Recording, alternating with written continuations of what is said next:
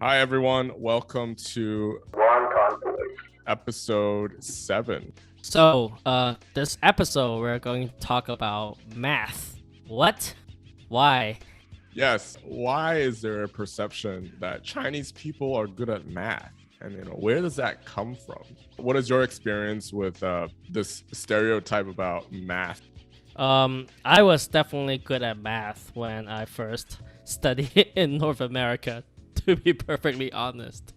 Um, I think there are two aspects to this topic, right? I think the first aspect are the people who actually moved to America as an immigrant, who study or study in America in general, but then initially they had education in China. And the second aspect are the people who are Chinese Americans. So let's talk about the first. I think the reason why Chinese people were so good at math is because they suck at English when they first moved to the United States. And math is a common language, right? They're all the same numbering system. So what ends up happening is that they can just communicate in that, language of symbols better. You can say that when they first moved to America. Yeah, for sure. I think for that first group, I think in general, it's an accepted fact that Asian countries at least invest in kind of education and academics earlier on in a student's life. And so as these sort of, these international students come in from the US, they already just started earlier, right? Like where they were teaching kind of math concepts earlier in kindergarten or in elementary school, and in high school they were doing some pretty advanced calculus or different types of math subjects and specialties. So I think that has something to do with it too. Yes. So one of the big reasons is also China in general is a lot more competitive academically compared to the United States. So what happens is that school actually teach really, really hard math at a very early age. That being said, it's not actually really crazy though. The idea is that the kids will get exposed to these problems, so then they can kind of get the better kids out. However, when these people move to the United States, the US or North American math curriculum is actually significantly easier compared to these Asian curriculums. So it's actually not that the kids are smarter per se. I think a lot of times it really comes down to the discipline and also like how much education they got literally on the subject. That really affected the kind of result. Yeah, absolutely. I think it has more to do with the education system and background than the individuals themselves. But I think this really kind of feeds into a model minority stereotype in the U.S. where Asians are supposedly these hardworking, academically talented, and professionally successful people. But maybe it just comes from the fact that they're when they first came to the country, when they were back in Asia, they just had a higher standard of education regarding these STEM subjects, and also from culturally speaking, they came from a more competitive academic background. Yeah, for sure. I mean, if the international students could speak English as their mother language, I'm sure there are plenty of students who can be just as good at writing or writing, reading for that sake. So it just became easier for someone to excel, in this particular subject. The same kind of theory goes for physics. And chemistry to an extent as well, and that is the reason why a lot of you can say Chinese or Korean international students actually pick those subjects because they're so good at it, right? So it's also a way to kind of play to their advantage. So that being said, there is a prevalent culture of academic focus in China or in Korea, and I think that also feeds into this stereotype. But however, though, Asian people are anything but anything from these calculating machines, right? Who just wants to do these reasoning that is actually wholly untrue. Yeah, for sure. I mean, Asians are people too, and it seems like this was like a way to, you know, discriminate against Asians in certain circumstances in this country. Let's talk about the second group then. Asian Americans.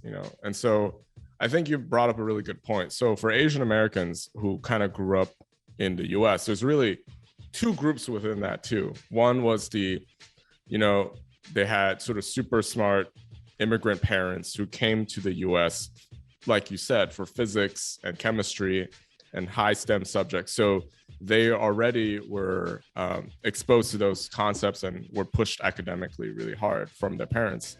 The second group here is, there's the people that came here, like we said in some earlier episodes about, opening Chinese restaurants or come from sort of poorer means. And so the kids from this generation had to work really hard, and typically STEM subjects like being a doctor and engineer are considered like safer paths. So then automatically, naturally, then they also gravitate towards STEM subjects. Yes. Well, this is just like a general perception. This is not any definitive things. However, there is kind of this impression that engineer is perceived as like someone who has a lot of abilities in China as well. I think that also came from that time when China really needs engineers. We're talking about the early 20th century, where China was kind of behind technologically compared to the West, right? So a lot of these immigrants also were influenced by that age, right? When China needs a lot of engineers, they also think like raising the kids as engineers are like the most correct solution for the kids' future in terms of making money. And this was also true in China. A lot of parents actually want their kids to do engineering and science rather than liberal arts for that reason as well. And actually the 20th century, now that you mention it, was actually very influential in kind of forming the stereotype. In 1965 in the US, Congress passed the Immigration and Nationality Act, which sort of basically opened up immigration to non-whites in the US. And this was part of the bigger civil rights legislation push during the Great Society in the 60s, following the Civil Rights Act. And in essence, this act allowed Asian immigrants to come into the country, but they also gave preference to STEM and science-based kind of people to come to the country and study. And so automatically, for example, like, my dad came to the US to study physics because that was like one of the only topics that he could choose to study here and also come to the country. So, yeah. And actually, to many people's surprise, this policy is still partially true even today. Many international students, when they graduate from colleges or grad school, they can only stay in the US for 1 year of work, and then they need work visa after. However, if you're a STEM major, which means science, technology, engineering, and math, they can actually stay for 3.5 years, I believe. That's the years. So as you see, there is a preference also in the US towards these specific majors. So that really leads to a disproportionate of Asian people studying these majors and being in these jobs. That helps to reinforce this stereotype. However, there are many kind of renowned Asian American writers, musicians out there, and they're doing pretty great work as well. So not all Asians are these science science nerds. And that is such a foreign and outdated concept. I think cultural norms are changing, and so you have the rise of these K-pop, other types of Asian entertainment, which sort of break the stereotype of Asians being like mostly studying STEM. And there's been a whole roster of very successful Asian American startup entrepreneurs in the country that start businesses and they do other things outside of these fields. And so as times move forward, and Asians stay in this country longer, these norms are ultimately gonna change. Let's hope that these norms starts changing. I think also a big part is the media, right? Because we have so many kind of past movie perceiving Asians either as in the past episode we talked about the kung fu fighter, but also the other stereotypes are these like glass wearing nerds who only cares about books and nothing else, and that is wholly just untrue, and it doesn't represent the whole Asian community or the Asian American community in that sense. I think there are a lot of excellent Asian athletes, as you have seen in the likes of Jeremy Lin and Yao Ming, right? And also Asian artists, many of whom, well, we have to add this later on in the show, but Asian artists and musicians, Asian American musicians as well. For example, we have indie musicians like Yeji, who's Korean American, who's amazing. Aquafina, the actress, also started as a musician, making, even though it's like parody YouTube music, but it's still a musical endeavor. In conclusion, we really think that this Asian and math stereotype, is sort of a legacy of a 20th century kind of concept back when Asia was still a very developing and backwater place in society, in global society, and that STEM was just a way for people to move forward in life and social mobility, both in China and in North America. But as things have changed and the social and economic dynamics have changed, that this will really change. I think one thing that Americans know about math and Asians was when Andrew Yang ran for president last year and had sort of the math symbol kind of emblazoned on his hat. And that sort of generated a lot of controversy among Asian Americans about how he was using this stereotype to actually reinforce and call attention as a sort of a marketing ploy for himself. But in some ways, he also kind of broke a lot of racial barriers by becoming like one of the first major presidential candidates of Asian descent. However though, what was he trying to say, right, with that kind of message, that particular hat? I still feel that's a little bit questionable. Yeah, I mean it's definitely controversial, right? So we have to see how like reinforcement of stereotypes or the breaking of stereotypes but that's also another question, right? Because now you have Shang-Chi, which is the first kind of Asian American superhero, but at the same time it's almost like every single piece of that movie fits into the overarching Asian stereotype. So where does that start? I mean, where does stereotyping really start and where does it stop? I think that's also really interesting questions to think about, especially as a Chinese person. I think one last point to bring up is this idea of conceptualization versus sort of computation as we think about math. So one of the earliest kind of ideas or themes that I heard when I was studying math here was the idea that in Asian countries, mathematics was more based on sort of rote computation and memorization, versus in North America and West, it's more based on abstraction and conceptualization. So then even in sort of universities, there's this sort of distinction between if the Asian education system kind of values more of the computational approach versus the American and Western approach to conceptualization.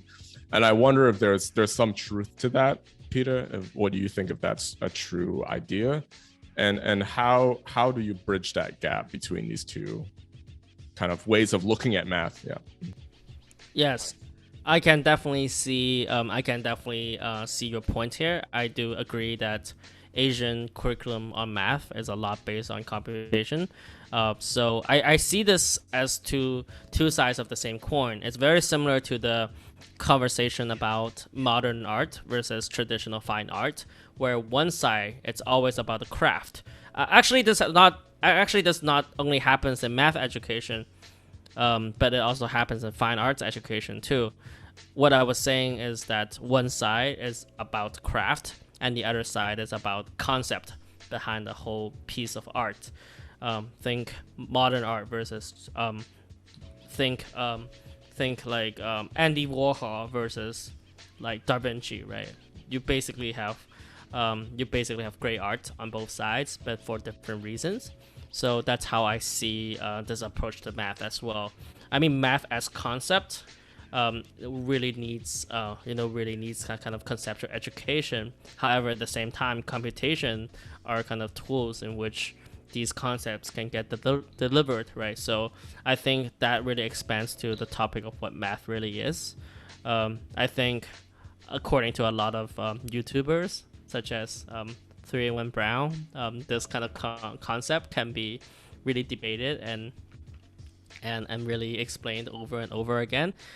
So I think when you think about this, it's not really one side's better or worse. I think both sides has its value in the system. Yeah, and it's interesting. I think nowadays there's more of a parity, to be honest, more of a parity between the West and in Asia about this idea of conceptual versus computational ways of looking at it. And I think in Asia, this conceptualization way of looking at it has gained a lot of steam and has improved dramatically, in that way.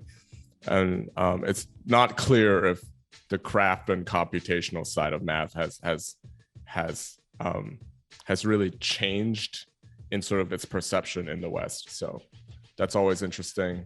Mm-hmm. Yeah. So maybe that's also another reason is because Chinese people just do faster calculations. But does that mean that they're good at math?